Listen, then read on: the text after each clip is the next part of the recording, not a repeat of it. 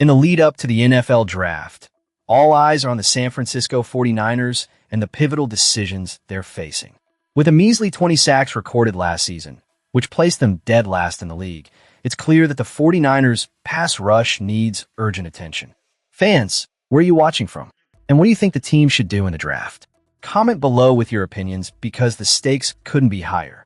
The glaring absence of star edge rusher Nick Bosa for most of 2025 obviously played a role in that dismal figure. However, even with him on the field, this defensive unit was far from resembling the legendary 1985 Chicago Bears. Under new defensive coordinator Raheem Morris, the 49ers must find a way to bolster their efforts in pressuring opposing quarterbacks. Fortunately, the NFL draft is right around the corner, presenting a vital opportunity for improvement. NFL insider Jason La Canfora recently shared his insights on the upcoming draft, and he had some sharp observations regarding the 49ers strategy. The team is currently engaged in a contract negotiation with future Hall of Fame left tackle Trent Williams. La Canfora pointed out that if this issue isn't resolved before the draft kicks off on April 23rd, the 49ers should brace themselves for incoming calls, most notably from the Kansas City Chiefs, who are reportedly keeping a close eye on the situation. For 49ers fans, this is not exactly groundbreaking news. The struggle to finalize a contract with Williams has been an ongoing saga. With the team holding the 27th overall pick, the implications of this contract dispute could significantly influence their draft strategy. If an agreement isn't reached, could the 49ers pivot to selecting an offensive tackle?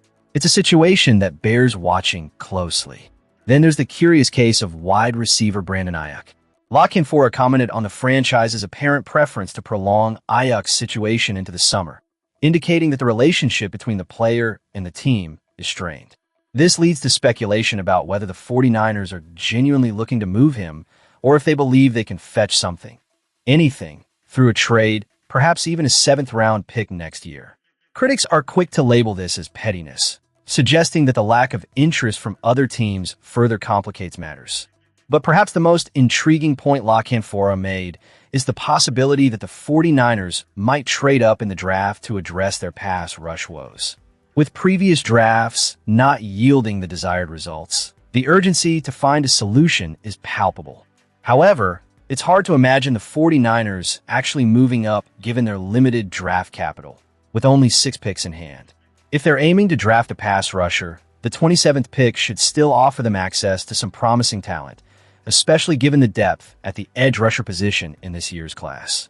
While it's conceivable that the 49ers might be eyeing an interior pass rusher, the addition of Osi Odighizuwa makes that less of a priority.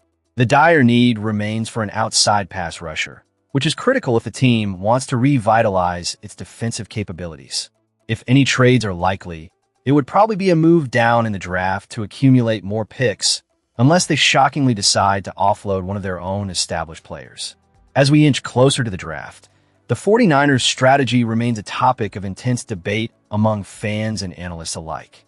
With critical decisions looming over their roster and draft picks, the team faces a make-or-break moment that could define their future. What do you think? Will they shore up their pass rush? Or will they find themselves in a more complicated situation as this pivotal draft unfolds?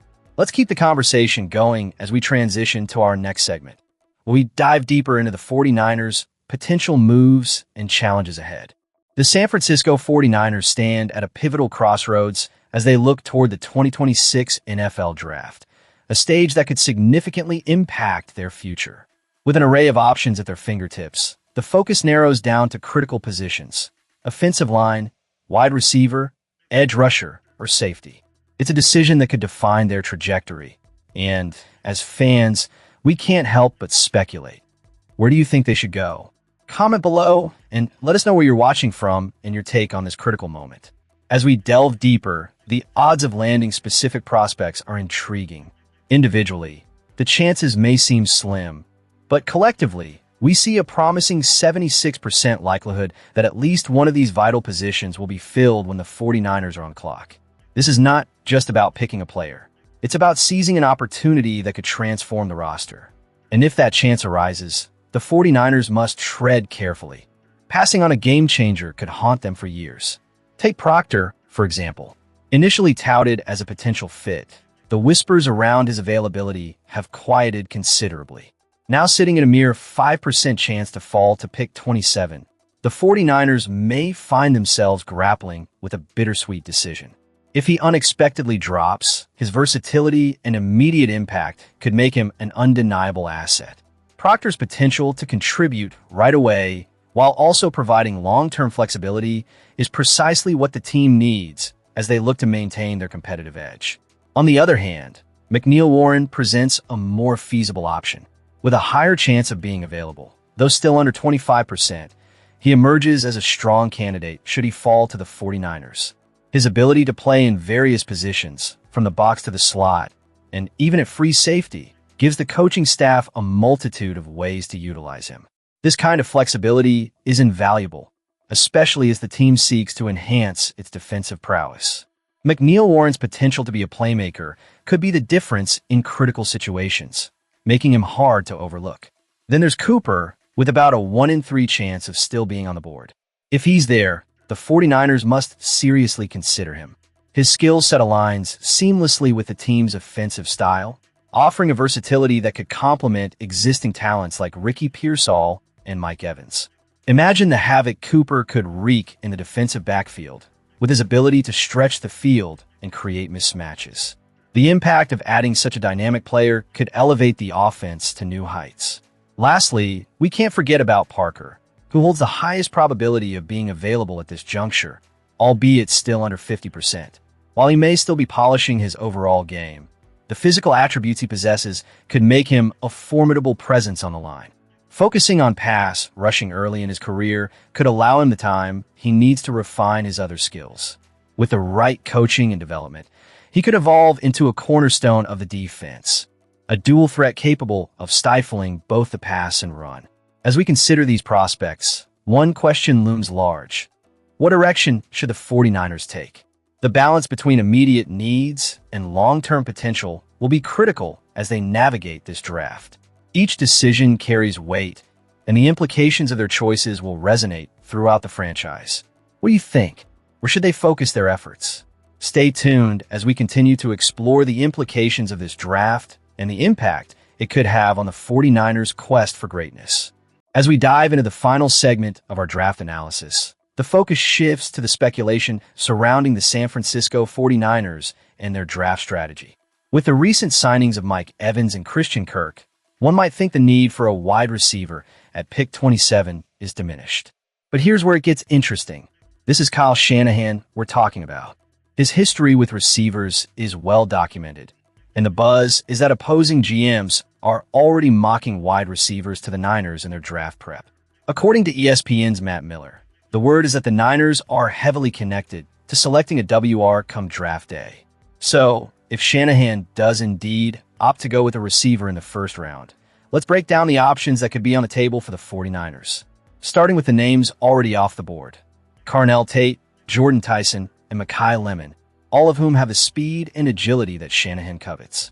The draft landscape is evolving rapidly, and while some prospects may seem to fit perfectly in Shanahan's scheme, others simply won't be available when the 49ers are on the clock. One intriguing prospect that remains is a speedy receiver who boasts an impressive 0 to 60 time, giving him an edge in release off the line and yardage after catch, YAC. He excels against man coverage on isolation routes, but has shown some vulnerability in zone coverage, with a concerning drop rate of 6.7%. Despite these issues, Shanahan likely values his versatility, as he can also perform as a running back and punt returner, injecting much-needed speed into the offense. Moving on, there's another standout who has proven to be the best in years at breaking tackles, with a forced missed tackle rate on 31% of his receptions. His strength lies in his contact balance and football IQ, making him a reliable target with a drop rate of only 4%. While he may not be expected to fall to 27, his run-blocking skills and ability to make plays in the open field could make him a coveted asset for Shanahan. Then we have a big-bodied receiver who possesses great hands and red zone scoring ability akin to a tight end. He stands out as the best run-blocking WR in the draft, but his lack of speed and lateral movement raises concerns about his ability to separate from defenders in crucial moments. As we sift through the options, Chris Bell, Jeremy Bernard, and Malachi Fields have also exited the draft room, leaving the 49ers with an even slimmer selection. Among those still on the board, we find a size-speed receiver running a 4.3640. He combines power with excellent hands and showcases a strong run-blocking ability. His agility allows him to shake defenders, but with 30 visits scheduled, he may not last long enough for the Niners to make a move. The analysis doesn't stop there.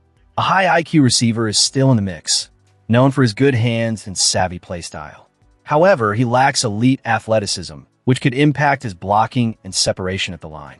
The Niners have shown interest meeting with him at the Combine, but will that translate into a selection? The nephew of Raiders Hall of Famer Cliff Branch comes next, delivering similar speed at 4.35. His routes are often manufactured, with a high percentage of catches coming from behind the line of scrimmage. Despite improving his drop rate to an impressive 2.4%, his size may pose a challenge for Brock Purdy to find consistently in the field. Size speed is also highlighted with a 4.4240 time receiver who has made 34 catches of 20 or more yards. Yet, he carries a high drop rate of 9% and has a limited route tree, which raises red flags. While he can be a willing run blocker, his skill set may not be sufficient for the 49ers to pick him at 58. As we conclude this analysis, it becomes apparent that the 49ers face a crucial decision. They could opt for explosive and creative players who can separate and make plays, yet concerns about their production and route trees loom large. The Niners have shown interest in some intriguing prospects, and the conversations surrounding potential picks are heating up as we approach draft day. So, fans, where are you watching from? We want to know your thoughts on the 49ers draft strategy and who you believe should be their next big receiver. Don't forget to subscribe and leave your insights in the comments below. The anticipation is building, and every decision counts as we look ahead to the future of this storied franchise.